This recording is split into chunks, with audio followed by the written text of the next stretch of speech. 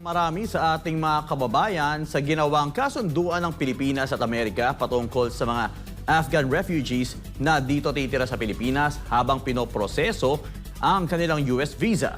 Para naman sa isang international relations scholar, mayroong security risk o panganib sa mga nasabing Afghan refugees kung bakit hanggang ngayon ay hindi ito binibigyan ng Amerika ng visa at kaya dito na lang sa ating bansa ipinasa. Narito ang balita ni Almar Forzuelo.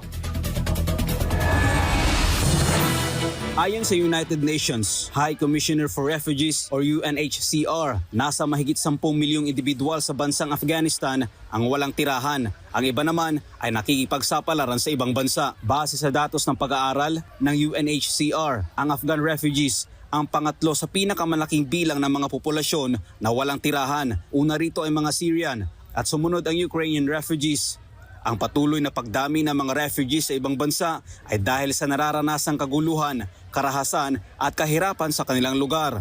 Nito lang Martes, Agosto 20, naglabas ng pahayag ang Department of Foreign Affairs o DFA patungkol sa kanilang pagsang-ayon sa kagustuhan ng Estados Unidos na tanggapin ang Afghan refugees dito sa Pilipinas.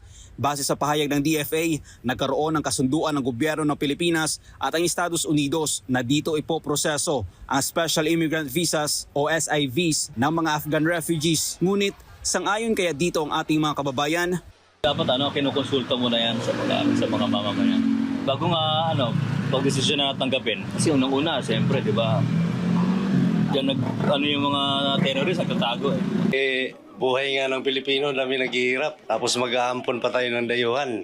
Di ba? Di pa nga maayos-ayos mga buhay ng Pinoy. Mag-aampon pa tayo ng dayo. Ano mangyayari? Ay, hindi po pwede yun. Kasi syempre, biruin mo kung tayo mga Pilipino nga, hindi maayos ng gobyerno natin.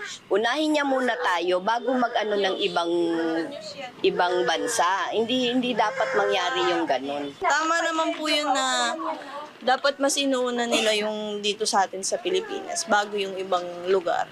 Siyempre, parang hindi po sang-ayon. Hindi po yun tama talaga.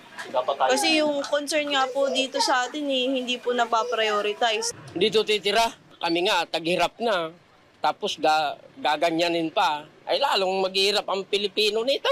Dahil ang dami ditong naghihirap, dapat yun ang unahin nila. Kasi kung titira sila dito, hindi mas lalong lalaki yung populasyon dito sa Pilipinas. Hindi na nga masolusyonan yung mga problema dito. Dadagdag pa sila ng problema, diba? So hindi dapat tanggapin? Oo, sana tanggapin. Kasi mas lalong dadami dito Buti sana kung makakatulong. Kung sa akin, dapat tatanggap pa sila ng ibang dayuhan. Hirap na nga tayo. Mahirap na nga tayo dito sa Pilipinas. Kawawa mga pobre. Hindi na nga nila matustusan. Ang iba naman sa ating mga kababayan ay natatakot dahil baka magdudulot lang ito ng gulo dito sa ating bansa. Habang iba naman ay nagsasabi na bakit magdadagdag pa tayo ng dayuhan gayong hindi nga natin madisiplina ang ibang mga dayuhan na nauna nang nandito.